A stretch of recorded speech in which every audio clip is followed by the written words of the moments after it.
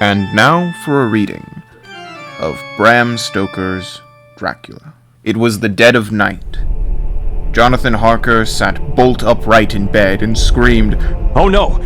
His brow was covered in sweat. His heart beat furiously, and he was so scared that he didn't know where he was. Then, slowly, it all came back to him. He was at an inn in Transylvania, one of the wildest, least known parts of Europe. What a creepy dream, he thought.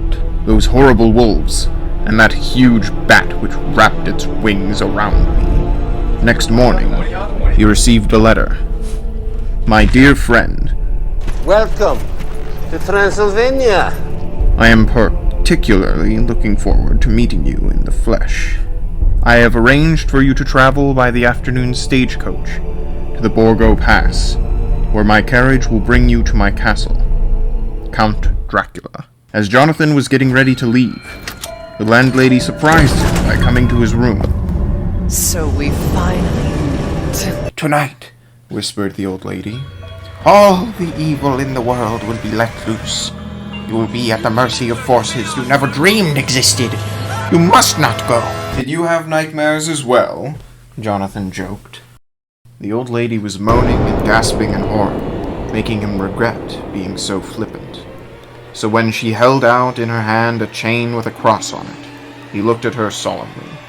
For the sake of your soul, she begged, always wear this crucifix.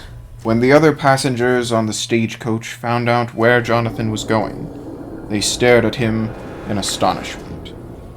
Then they started whispering in Transylvanian.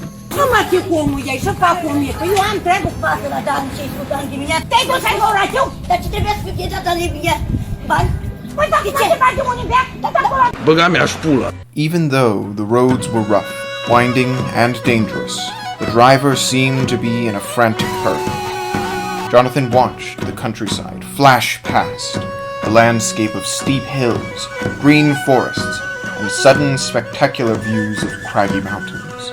They entered the Borgo Pass at a full gallop, and the driver pulled hard on the reins, and the carriage lurched to a halt. Jonathan was glad they had arrived. The other passengers were starting to get on his nerves. They kept trying to press cloves of garlic into his hand. Why? Thought Jonathan. This is Borgo Pass, but there's no carriage waiting for you, said the driver with a great sigh of relief. You're not expected after all. We'll drive on. But before he had finished speaking, his horses began to snort and stamp wildly, and out of the surrounding darkness, a 4-horse carriage thundered up to them.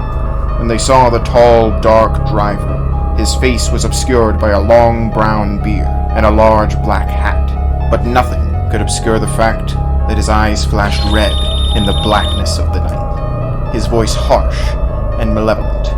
Now, he commanded, the English gentleman will come to me. Jonathan's fellow passengers suddenly seemed like the most cheerful, friendly, and fascinating bunch of people he had ever met. There was nothing he wanted less than to leave them, but he felt that he had no choice. It's no use! He got out of the stagecoach and collected his luggage from the roof. His anxiety was not eased when the door of the carriage flew open of its own accord, trembling on its hinges. And when he got in, the door slammed shut behind him so hard that the noise echoed across the mountains. Then, before he could even sit down, the carriage surged forward and swept him away into the night. The journey took hours, the driver savagely cracking his whip as the horses struggled to climb the steep slopes. Bats flitted above them in great numbers. Everything was so creepy that he wished he had stayed in England. He thought about his fiancée, Mina. She would be at home now, marking her pupils homeward, or perhaps sitting snugly in front of a log fire, eating hot ship. Then, finally, the trip drew to a close. They journeyed along a track to a vast, forbidding castle, as wolves bayed malevolently into the darkness of the night. When they arrived and Jonathan was left alone in the courtyard, he could see the castle's broken battlements etched against a moonlit sky. Directly in front of him was a huge wooden door, and beyond it he heard heavy steps approaching. was a rattling of chains and a clanking of bolts.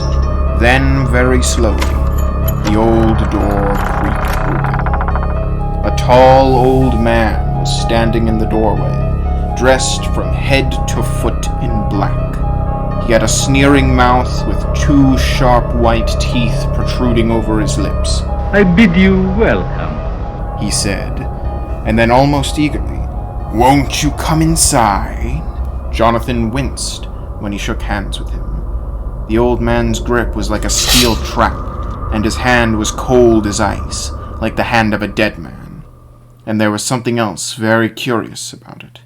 The palm was covered in hair. "Count Dracula?" Jonathan asked nervously. I am Dracula, the old man replied in a chilling voice. "And I welcome you, Mr. Harper." I feel like we could stop there. I think that's good. Cool.